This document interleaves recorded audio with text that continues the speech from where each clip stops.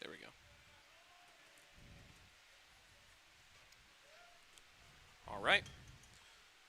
It looks like we're back with you now, as Zach Burbacher will walk. Looks like that was Brendan Fulcher on 4 pitches. Or that might have been Kopfler. Number 4, Brendan Fulcher. Yeah, that was Kopfler. Oh, that was Ethan Norris, who's now in the game for Kopfler. First time we've seen Burbacher not be able to battle back. He's gotten in the hole a couple of times. Every time, though, he's been able to come back, make something happen. Now a bit of adversity as he puts a runner on with 2 outs.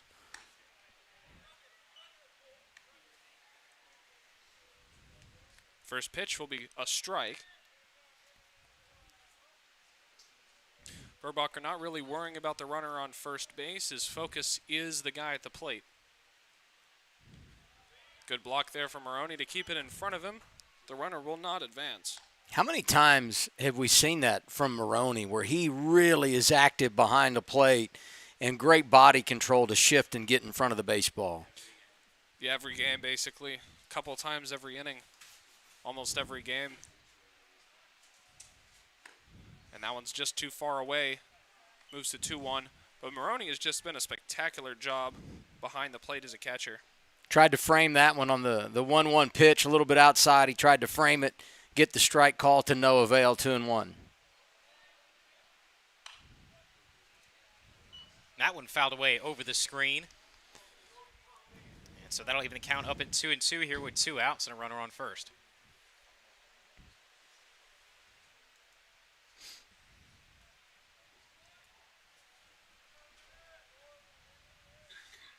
Two count. Fouled back, so we'll see another. That one catching just the top of the screen to come back into play.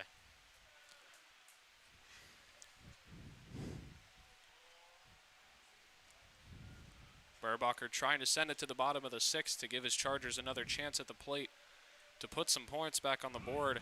Runner goes, but it will not matter as Burbacher retires Brendan Fulcher, and that will end the top of the 6th inning. Burbacher's done a spectacular job on the mound since he's come in to relieve Ayler, and the deficit has remained at 4 as it has since the top of the 3rd. We'll be right back here in a minute for the bottom of the 6th.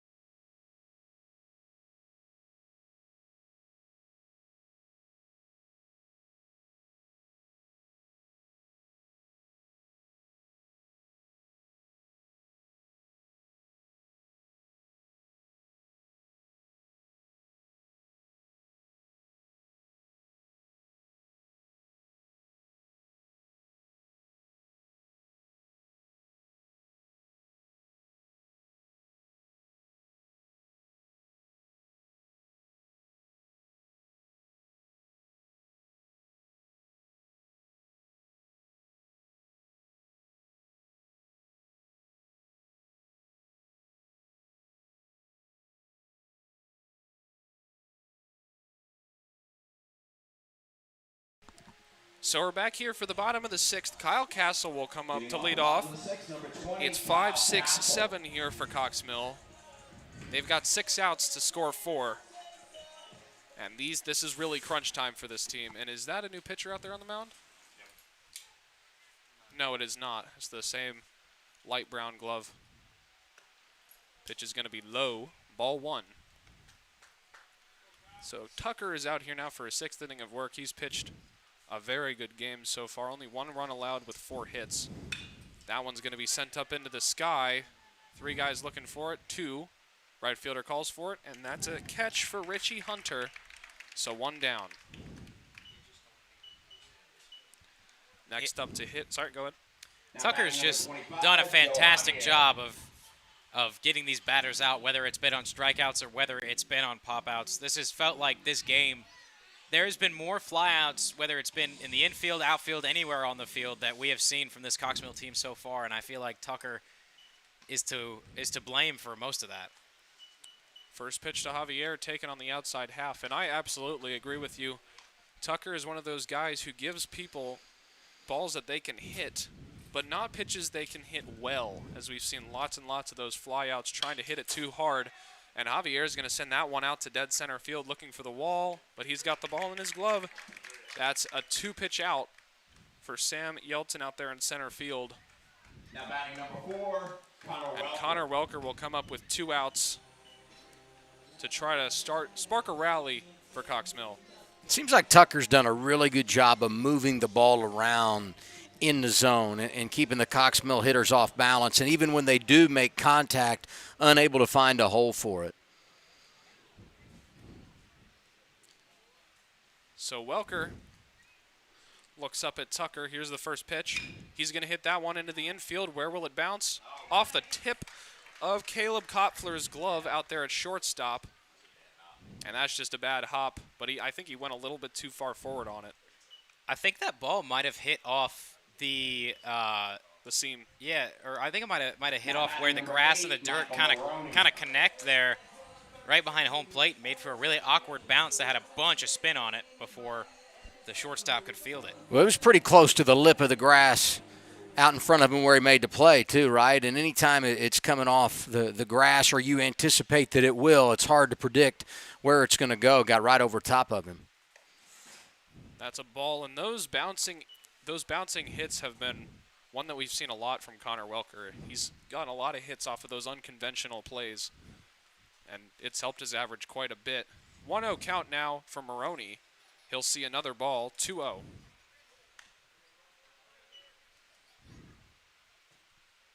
Bullock is going to head out to the mound to talk with Tucker. Give himself a game plan and a little bit of a pep talk. And go ahead. As they deal with Maroney. My bad. And it's these 2-out rallies where you really have to keep your pants on. And that's what we saw earlier in the game with Cox Mill, that 2-out rally in one of the early innings that ended up scoring 2 of Central's runs. If Cox Mill could convert one of those here, it would be a very manageable bottom of the 7. Inside, 3-0. And that pitch just missed inside, the ball breaking back towards home. Nice take by Maroney. And he's not given the green light. He'll walk on 4 pitches. And here comes the coach for Central, Cabarrus, out to talk to Christian Tucker. And it looks like his work will be done for the day. But a spectacular outing, 5 2/3 innings pitched, 1 run on 4 hits. Even if this is not the end of his outing, we'll see in just a moment. It looks like it's not. It looks like it's just a conversation out there.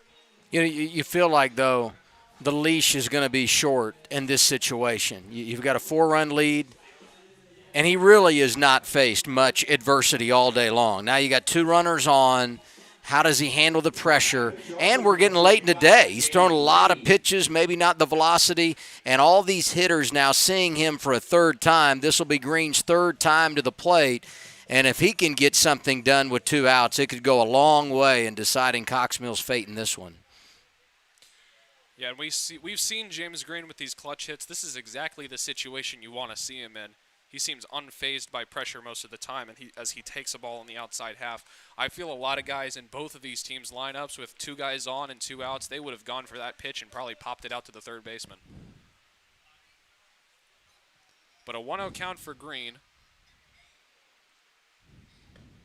Takes that one on the outside half. It'll be called a strike. Good pitch. 1 each. Yeah, but he walks Maroney on 4 straight, starts you off with a ball. Unless it's right down the middle, it's probably smart to let that one go. Green's going to see another one in the zone, 1-2 count. So now Tucker is on top of this AB.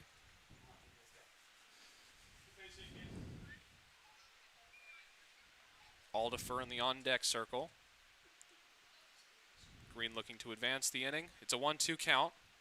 He swings through it, and Central Cabarrus gets out of the inning. And that was a huge at-bat And I assume that'll be it from Christian Tucker on the hill. Vikings lead at 5-1. But my goodness, what a performance on the hill. I've said it before, I'll say it again. 4 hits allowed in 6 innings for the Cox Mill team. But we'll be right back for the top of the 7th.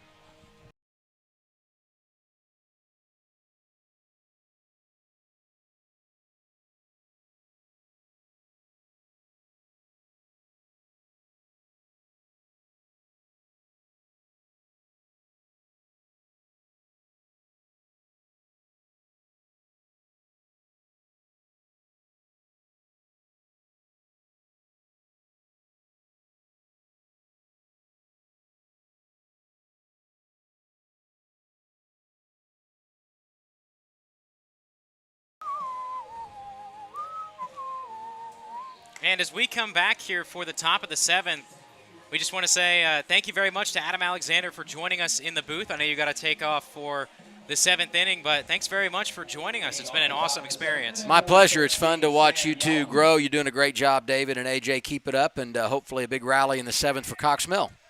Yes, sir. Thank you very much. Thanks, guys.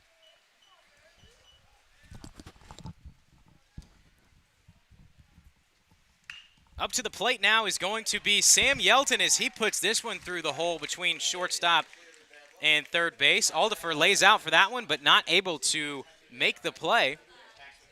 So Sam Yelton will advance on the first pitch he sees from Zach Burbacher.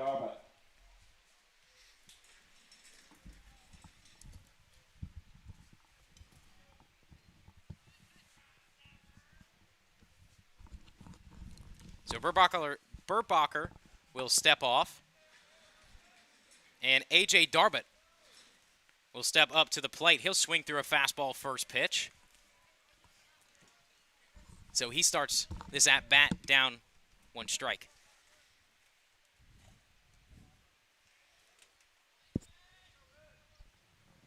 Burbacher taking a little more time as he has to work out of the stretch. That pitch outside of the zone for Maroney, as he'll get up and make the catch over in the righty's batter box. 1-1. Cedric Cabarrus getting hyped up in the dugout. The runner will go. It'll be a one-hopper to Connor Welker, and he will not be able to get him in time. Good slide there, was able to get him underneath the tag. It was a very good throw from Maroney and a good catch from Welker, just a little bit too late. Yelton will steal second and put himself in scoring position for the Vikings. So we head back to the at-bat. 1-2 here on Darbut. A breaking pitch got him swinging. The 5th strikeout for Zach Burbacher so far tonight. And he has made pretty good work of most of the Vikings since he's come in the game. The catcher, Garrison Bullock, now steps up to the plate. He's 0 for 1 so far in this one as the righty tips his cap and gets set. Burbacher with a quick pitch down to home. It'll be a called first strike.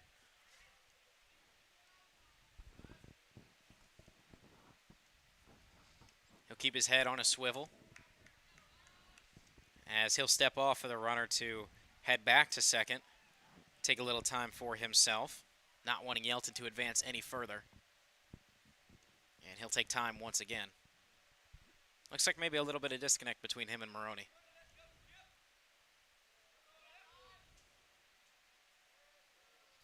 Burbacher will deliver home here and drops Maroney to one knee, making sure that he gets that ball stopped. And so that'll advance the count to 2 balls and 1 strike.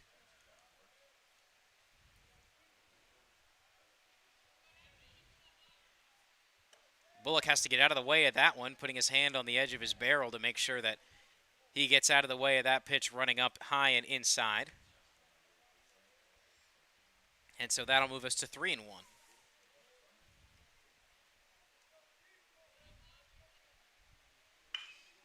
And he'll put a golf swing on that one as Zadalis unable to make the play, but a heads-up play from Zadalis to throw the runner out at second.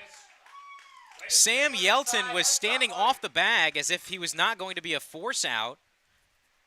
Did not have the foresight to make sure to get back to the bag, but Tyler Zadalis looking dead in the water as he tried to field that. Makes a very heads-up play, and they'll get the lead runner out at second base. That's a way to make something out of nothing. Just a good heads-up play there from Zadalis at third base, and a good job to Welker to know to get to second base on time. So it's 2 outs now. Hitting up, Kip Thornton, the first baseman. First pitch to Thornton is just outside, 1-0. 2 outs now away in the inning as Bullock stands over on first base. Burbacher's delivery is fouled off, and that's going to get through the screens here. It's kind of a double screen behind home plate where you are blocked by the wooden foul pole, but there's a little slot that can get through it if it doesn't bounce off the net right, and that one bounced down next to one of our photographers. Next Burbacher pitch is called strike just on the outside part of the zone. That'll move us to a 1-2 count, and the umpire will take time as we will get a pinch runner to come out for Bullock, standing over on first. It's interesting that they're just now putting the pinch runner in. So William Joyner is that pinch runner.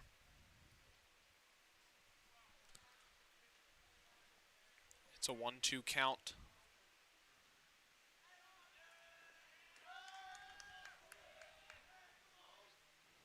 Thornton swings and misses as a pitch out of the zone. Burbacher is going to pick up his 6th strikeout, the 10th Cox Mill strikeout of the game, as the top of the order will be up for Cox Mill as they look to rally in the bottom of the 7th. Down by 4. They need 4 to keep this one going. We'll be right back with you for the bottom of the 7th here on the Cox Mill Sports Network.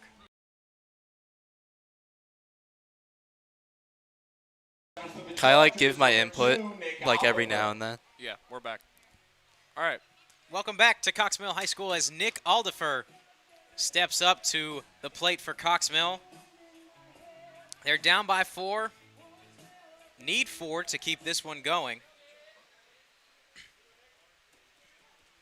As the shortstop will see his first pitch. Kyle Tucker back out there, or Christian Tucker, my bad, and the bunt hit for Maroney will, Aldifer will go as a hit. Regardless of who did it, The leadoff guy's on. Now batting number 5, Cale Ayler. That'll be labeled an error. So Christian Tucker back out for his 7th inning of work. Trying to get the complete game. So far, he has thrown 6 innings, giving up only 1 run and 4 hits. Figure you don't want to fix what's not broken, and you also want to keep your bullpen a secret from Cox Mill, as they'll be seeing them again on Thursday. We do have 2 guys running out there over to the bullpen to get warmed up. It's number 7 for the Vikings. Ayler waves at a first pitch, and that one goes foul. It's a very, very similar contact to the ball that he hit over to the first baseman, and he got out on his last at-bat on the first pitch, just really on the inside part of the barrel. So out there warming up for Central Cabarrus is Noah Catone, the right-handed pitcher. He's a sophomore, so we'll see if he's needed later in this inning. Next pitch that was delivered to Ayler was an off-speed that did not drop far enough down in the zone, missed high, and that evens the count at 1-1. Tucker's next pitch is going to be down in the dirt. Good stop from Bullock to not let that one get to the backstop. So Nick Aldifer stays over at first base, as Ayler now leads the count 2-1. Tyler Zadalis stands on deck for the Chargers. The 2-1 to Ayler, and that one's ripped into right field. It's going to get down and off the wall. Onto the warning track. Aldifer will round second. He's going to come home and score. Ayler looks for 3. Diving into third base. He's going to be safe. Cale Ayler, the RBI triple, and Cox Mill cuts the deficit to 3. Now, I don't think this inning could have started off any better for Cox Mill. A leadoff reach on error for Aldifer, and immediately taken advantage of by an RBI triple for Cale Ayler. Absolutely. And they've got the 3 biggest guys size-wise on the lineup coming up to hit: Zadalis, Gare, and Castle. A nice 2-hopper that hit off the right field wall. And Ayler put it in the perfect position to have himself standing 90 feet away. Tyler Zadalis is going to foul tip the first pitch that he sees. So that'll be strike one. Took a big swing at that one. And for good reason. That was a good pitch. Marty Gare, the tying run, stands in the on-deck circle for the Chargers. No outs in the inning. Zadalis looks at a ball that just misses outside of the zone. We've seen the ump call that one tonight, but he'll call that one a ball, and it'll leave us at 1-1.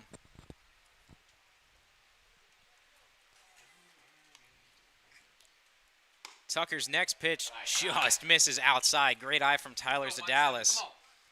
And Christian Tucker has only had 3 strikeouts, if we are correct, so far tonight. So he's been very productive on getting outs in play. Zadalis grounds this one. It's going to be fielded by the shortstop. 1 run is going to come home. The throw is made over to first, and that's going to be the first out in the inning. However, Zadalis makes it home. Now batting number 21, Now that's- Marty Gare. That's not perfect, but it works. So you have 2 outs to score 2 now. I'm kind of shocked they haven't pulled Tucker yet, just from him getting kind of fatigued late in the game. I don't think their next pitcher's really ready to go yet. He just started warming up, and as we say that, he's walking back towards the dugout. So this could be the last batter if Tucker gives up a big hit. Oh, and this that's- one is Oh, my- ripped from Marty Gare. My car. Marty Gare. Oh, thank A God. solo shot to left field, and he makes this one a 1-run game. Oh, if Zadalis would have just gotten a single, we'd be tied right now. But Marty Gare absolutely clobbered that baseball. And if you don't pull Tucker here, oh my. If you don't pull Tucker here, you're a bad coach. But Marty Gare, that's his 2nd home run of the season and his 5th RBI. And that, he has made this game very, very interesting. Marty Gare almost taking out our windshields parked out behind left field. And Clay, can you go over to where the ball landed there? Yeah, you Yeah. might Yeah, just so go that- ahead and point it on the other side of the football field for us. Yeah, so that ball landed just to the left of that black truck over there. That silver sedan to the right, that's mine. It was like 30 feet from smashing in my windshield. That would have been bad. That ball probably hit 370, 380. That was absolutely killed. That That was was a a batting bomb. practice bomb. That was a bomb. And we've heard Coach and the other players say that if Marty gets a hold of one, he's put it on the football field before. Yeah. Which that's probably to get over that fence, 400, 410 on the fly. So Kyle Castle, the right fielder, steps up, and he is the tying run Wait. for the Chargers. Did they not pull him? They They did. did not. Wow. First pitch, 2-seam fastball called strike, and a great job for Christian Tucker to collect himself after giving up the long bomb to Marty Gare. My goodness, he's still in there. And this one And- almost hits Castle. Did not though. So this is what I was talking about. I think he's just getting fatigued. So kind of a jerk reaction there from Castle to get out of the way of that one. But if he stands in, Cox Mills got the tying. So was up to bat. It was a big scenario with 2 runners on. This one even bigger. Just off the outside part of the plate, 2-2. Where it is, Kyle. 3 runs so far in the bottom of the 7th for Cox Mill. As Tucker takes a sigh and delivers the pitch, and that's a swing and a miss from Kyle Castle. Christian Tucker picks up his 4th strikeout, Now batting number 25. and the Vikings Joe are 1 Javier. away from ending this one. All right, so if Cox Mills scores the tying run, it will be Joe Javier. If they score the winning run, it will be Connor Welker. At least this inning, that is. But this is huge. This is for the whole season, really. This is a massive spot. First pitch to Joe Javier is a called strike on the inside corner. Almost clips his elbow as that one comes in, but that's as a result of Javier crowding the plate. Tucker wasting no time, and Javier puts this one on a line. It's going to get through the infield, and that's going to be a base hit for Joe Javier.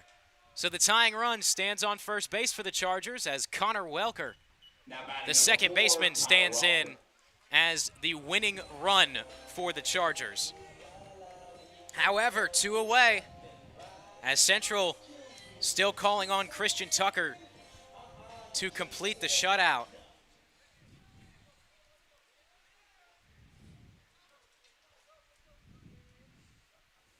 Welker swings at a first pitch. This is going to be grounded by the shortstop, but it's going to bounce off his glove and off his foot.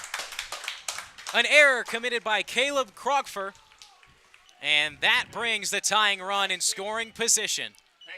And that is, I think, where you obviously have to score that an error, but that's a product of Connor Welker being the batter. He has beat out so many hits in the infield this season. If you're an infielder and he hits one to you that's not a line drive, you feel like you have to go, go, go. That is Welker's third reach from a ball hit in the infield. Maroney sits on that one, and that one is called a ball. Umpire kind of stared that one down, but nevertheless, count moves to 1-0.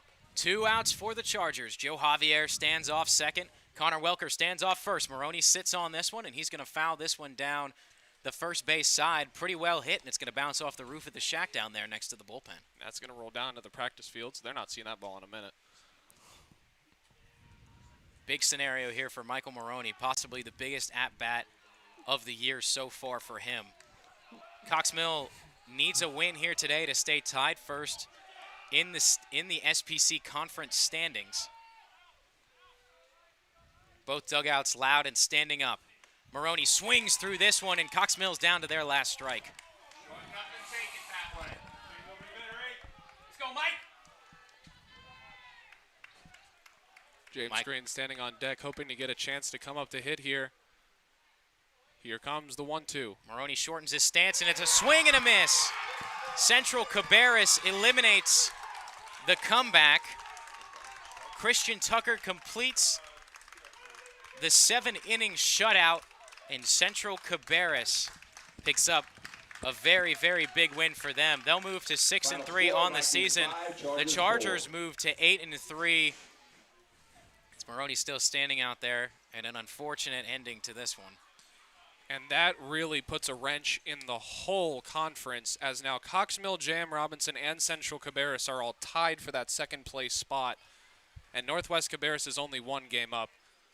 Considering only the top 2 teams from this conference make the playoffs, this is going to be a close one. And this will be one that we go all the way to the end for. Absolutely. The Cox Mill players really just need to remember to keep their head up and know that the season is not over yet. They still have a chance to win conference and make it to playoffs. If Cox Mill wins out the season, they will find themselves in some sort of a share for the conference title. Not now. If they beat Northwest. If they win out. Northwest is one game ahead right now. They would be tied. Yeah, they're gonna find a piece of the conference. But in that case, because J.M. Robinson now has 3 losses in the conference, so they'll find. If Cox Mill wins out, they will find a piece of the conference in some way, shape, or form. It could end up being a 3-way tie. It could. Actually, no.